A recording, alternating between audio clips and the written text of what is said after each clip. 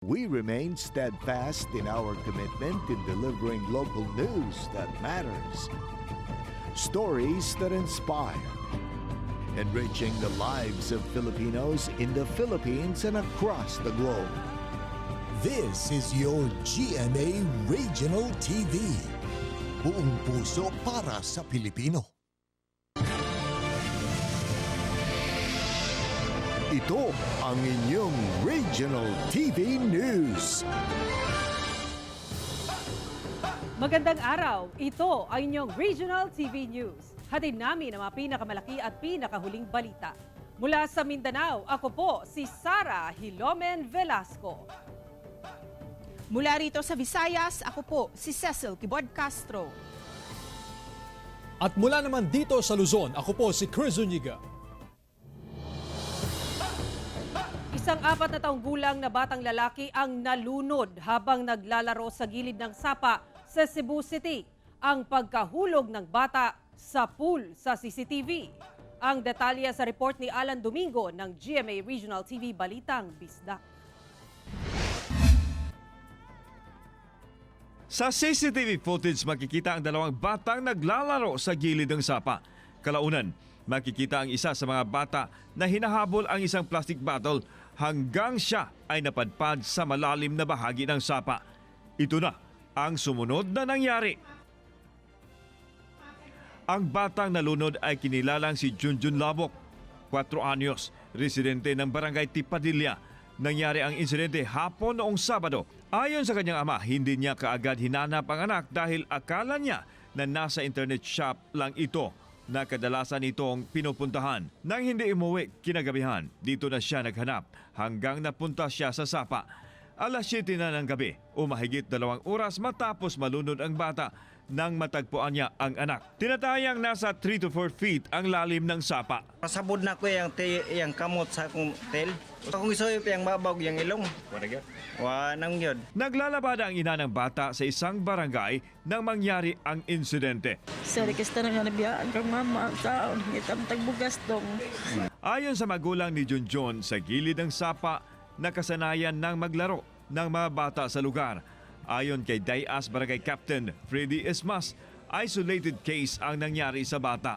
Ang monitor sa CCTV ay nasa loob ng opisina ng kapitan at pag-amin niya, hindi 24 hours ang kanilang monitoring. Atong nag-upload na, akong i-challenge, kung ganahan ka, nga, kung anjog ka, nga, concern yung ka, why not? Ikay monitor 24/7. I will give you the right to monitor our CCTV 24/7. Iniimbestigahan na ng pulisya ang insidente upang matukoy kung may pananagutan ang mga magulang ni Junjun. Panawagan ang pulisya sa mga magulang na maging responsable. Magbinantayon kita tang maginikanan sa atong mga bata kay sus di gid lalim. Mula sa GMA Regional TV Balitang Bisdak, Alan Domingo nagbabalita para sa GMA Integrated News. Pang-hold up sa isang gasolinahan sa Kabatuan, Iloilo na huli camp. 2 persons of interest natukoy na ng kapulisan. Si Aileen Pedreso ng GMA Regional TV 1 Western Visayas nakatutok.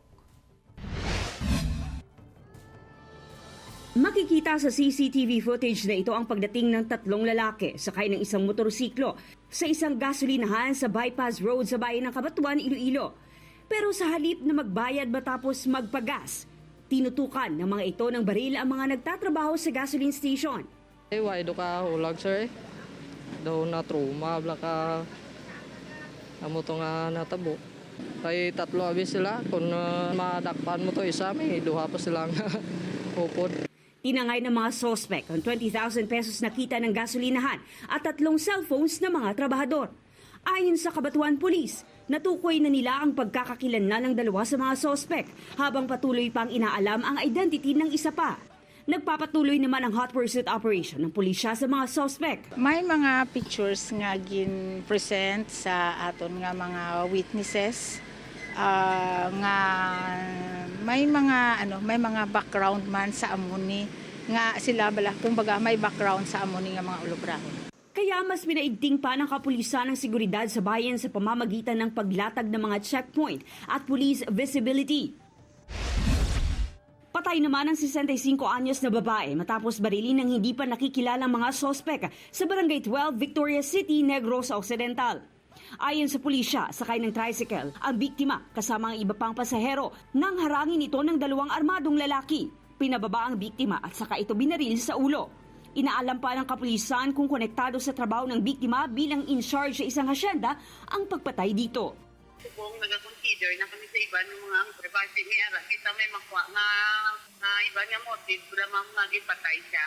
Mula sa GMA Regional TV, One Western Visayas, Aileen Pedreso, nagbabalita para sa GMA Integrated News.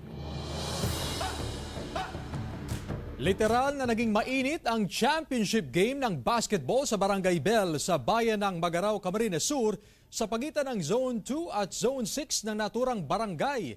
Dahil sa kasagsagan ng laro, makikita sa video na natumba ang isang player matapos na maitulak ng isa pang manlalaro. Pero pagtayo ng naturang player, agad nitong sinugod ang nakatulak na player at nakisali na rin maging ang mga teammate ng magkabilang koponan.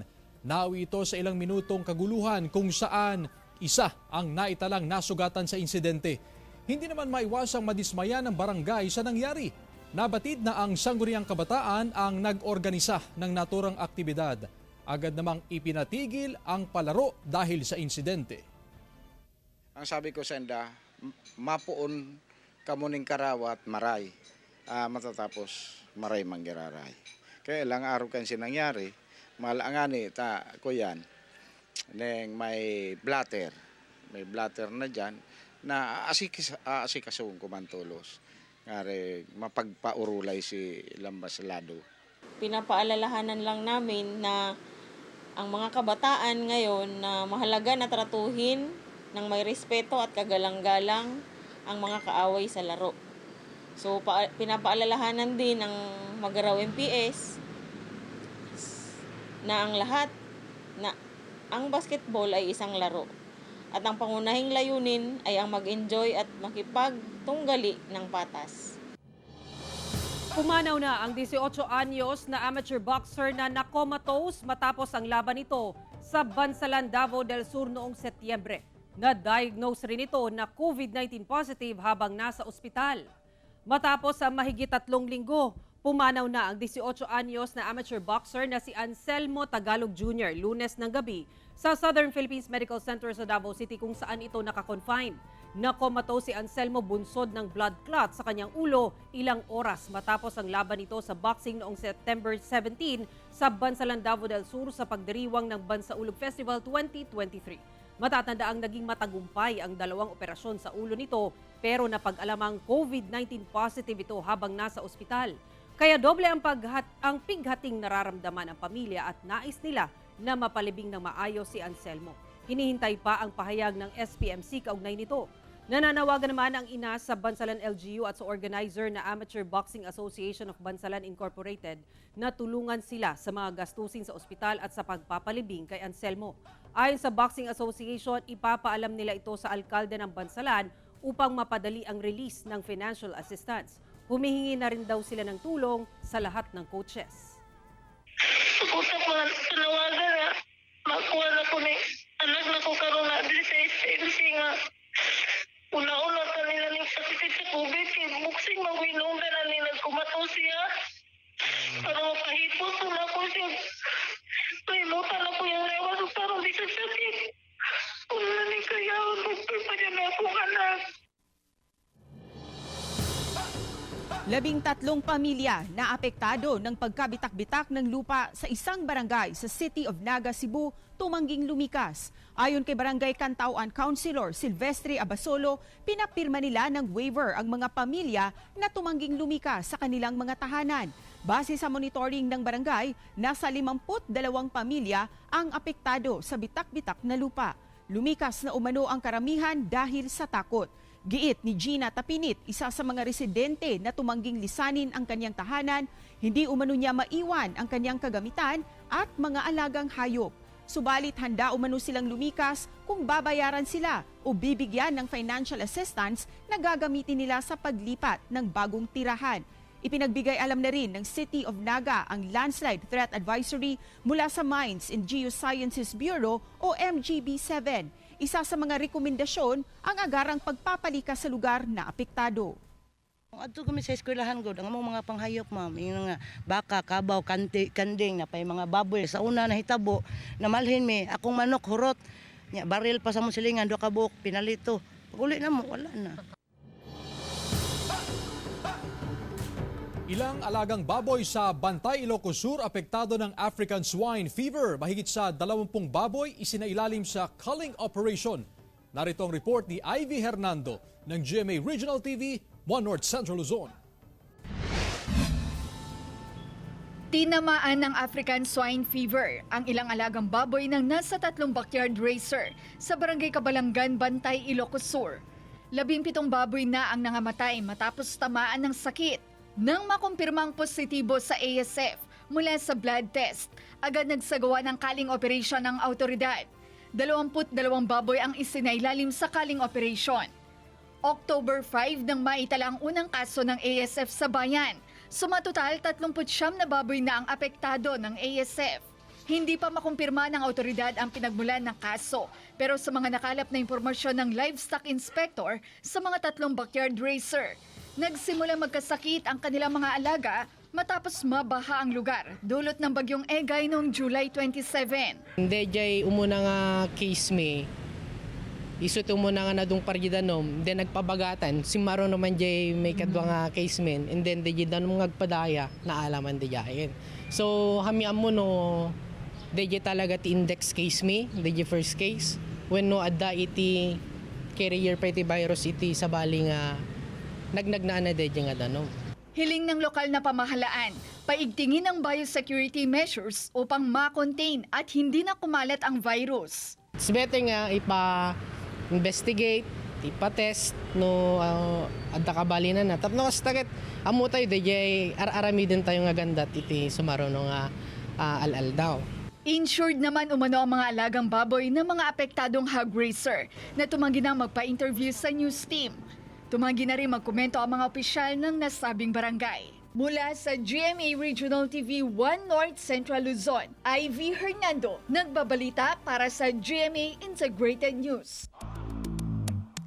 Isinusulong ng ilang grupo ang food security sa pagsasagawa ng tree planting activity sa Pampanga. Ilang dayuhan naman ang napamahal na sa Pilipinas dahil sa agri-farming.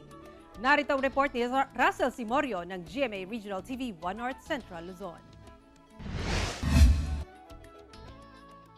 Tagaktakman ng pawis dahil sa init. Walang sinayang na panahon ng iba't ibang grupo para sa tree planting activity sa Barangay Suklaban, Mexico, Pampanga. Sa 12 ektaryang agricultural farm, isinagawa ang aktibidad. Dito makikita ang malalawak na taniman ng atswete na isang kilalang pampalasa. May mga tanim din na bayabas na Taiwanese variety. Mabilis daw itong lumaki at mamunga. Yung mga crops na may mga industrial needs and where konti yung supply dito sa local market. Planong maging model nursery ang naturang agricultural farm para sa mga highly marketable crops na in demand sa mga food manufacturer sa bansa. Isinusulong ng mga nag-organisa ng aktibidad ang food security at sustainability. Lumahok din sa aktibidad ang ilang dayuhan gaya ni na Huben at Hangtrang. Malaki raw ang natutunan nila sa paraan ng pagtatanim ng mga Pinoy. Actually, in Vietnam now we also use that kind of technique to improve a lot of rice field in our country.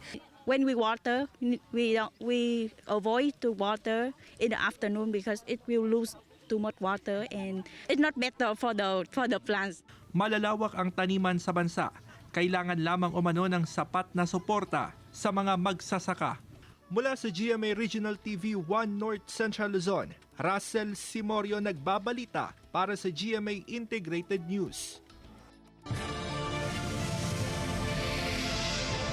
Ito ang inyong Regional TV News. Dahil daw sa chismis, isang 32 anyos na babae ang patay matapos barilin ng kanyang kapitbahay sa Malasiki, Pangasinan. Samantala, isang 41 anyos na lalaki naman ang patay din matapos na pagbabarilin ng hindi pa tukoy na sospek sa San Vicente, Ilocos Sur. Narito ang report ni Claire Lacanilaw ng GMA Regional TV 1 North Central Luzon. Patay ang 32 anyos na si Marilu Bukirin Tantay matapos barilin sa mata ng kanyang kapitbahay sa Barangay Apaya, Malasiki, Pangasinan. Sa investigasyon ng pulisya, may alitan ng kinakasama ng sospek at biktima dahil sa umano'y chismis. According sa mga witnesses natin, nakamotor yung biktima, tapos sinalubong, hinarang nung lalaki na yon, tapos dun niya binaril. And meron tayong 2 witness na magpapatunay kung sino yung bumaril. Hustisyang sigaw ng naiwang kaanak ni Marilu. Wala umanong katotohanan ang bintang ng kinakasama ng sospek hinggil sa pagpapakalat ng chismis. Hindi naman po totoo yun. Wala po kaming ginagawang masama. Basta naghahanap kami ng makakain namin pang-araw-araw, yun lang. Sana mahuli siya, mabigyan ng hustisya ang pagkamatay ng asawa ko.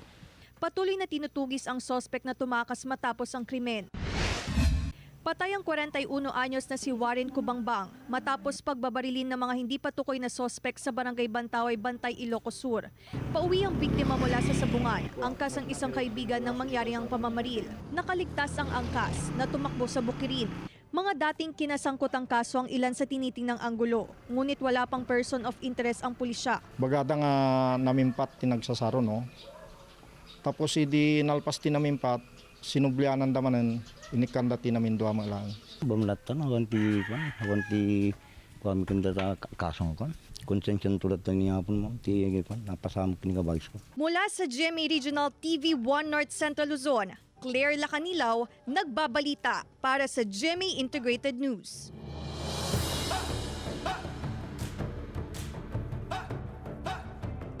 Isang 19 anyos na construction worker ang nahulog sa ikatlong palapag ng isang establishmento sa Zamboanga City.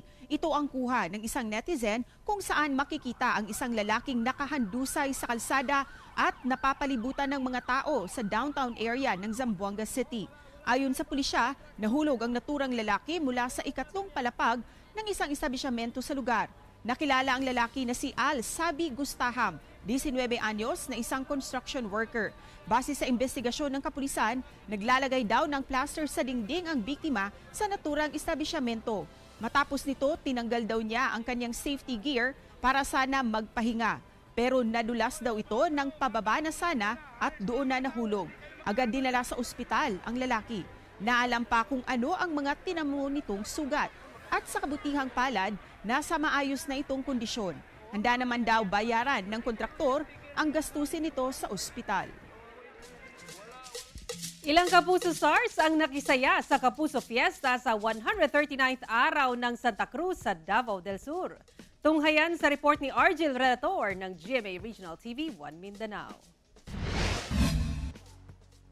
Grabe ang excitement ng mga residente ng bayan ng Santa Cruz sa Davao del Sur sa pagbisita ng ilan sa cast ng upcoming GMA drama series na Stolen Life na sina Carla Abellana, Beauty Gonzalez at Anjo Damiles at kasama rin si Kapuso star Jeric Gonzalez sa ginanap na Kapuso Fiesta bilang pagdiriwang ng 139th araw ng Santa Cruz.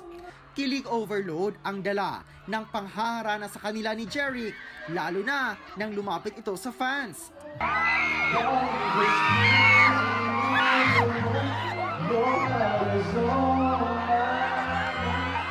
Hiyawan din nang kinantahan na sila ni Anjo.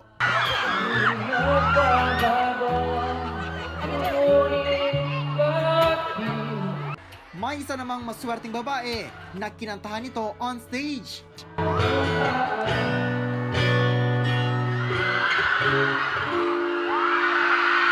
Nagpamalas din si Beauty ng kanyang galing sa pagkanta.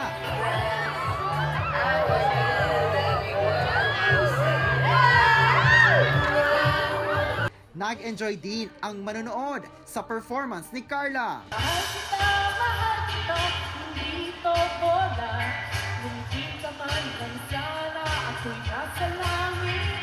Maliban sa performance, game rin na nakipaglaro sa ilang fans sina Carla at Beauty.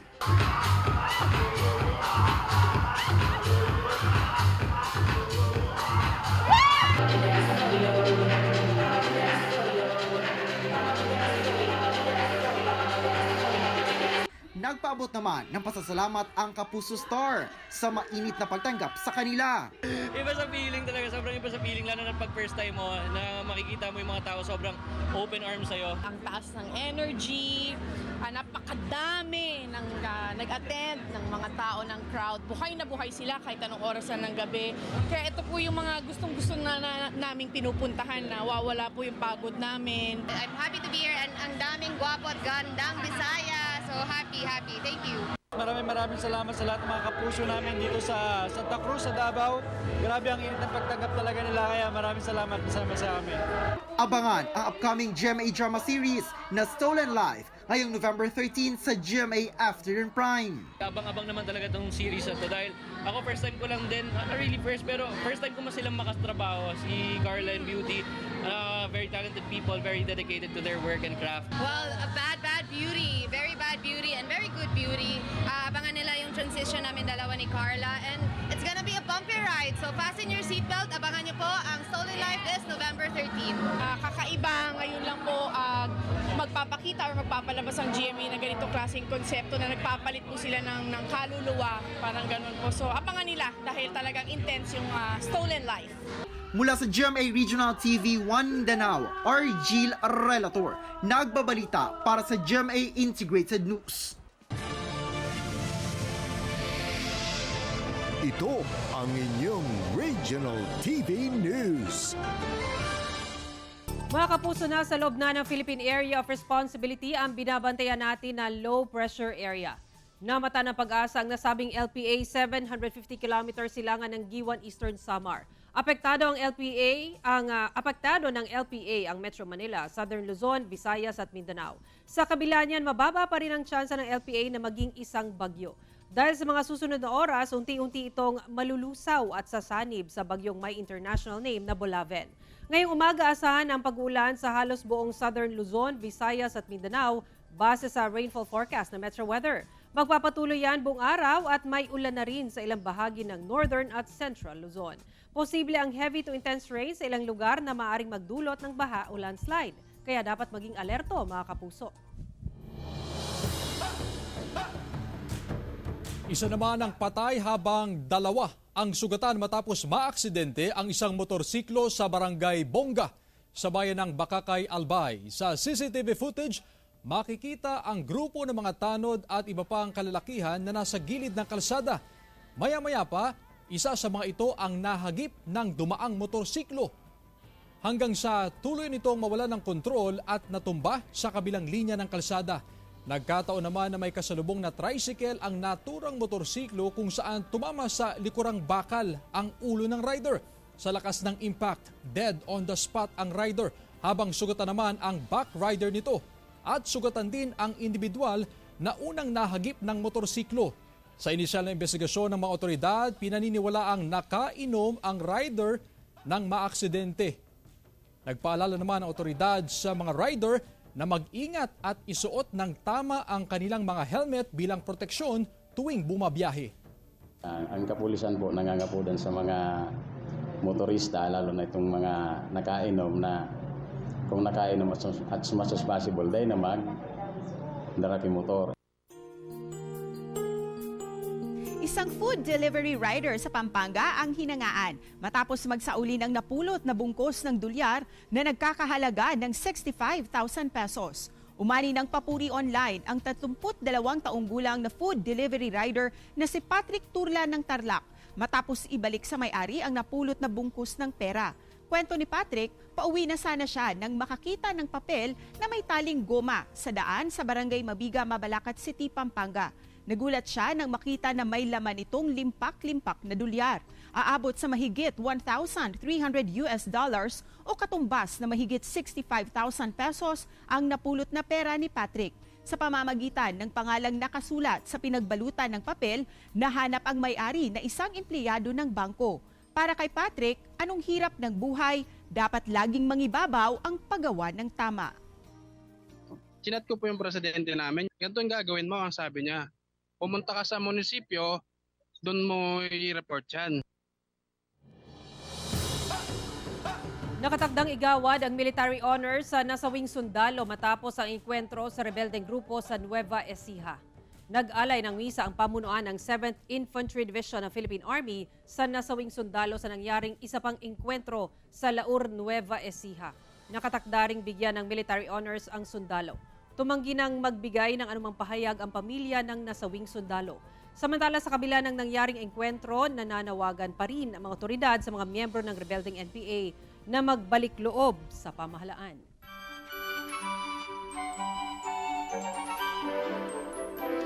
Mga kapuso, 75 days na lang, Pasko na.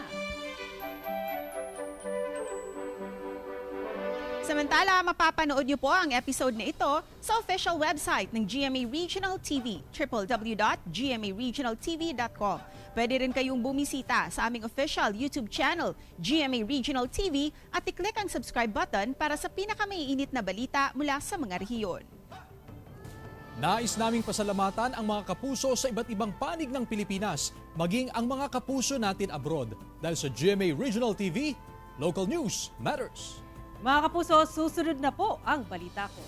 Kami ang Regional TV News, buong persa para sa mas malaking misyon at mas malawak na paglilingkod sa bayan.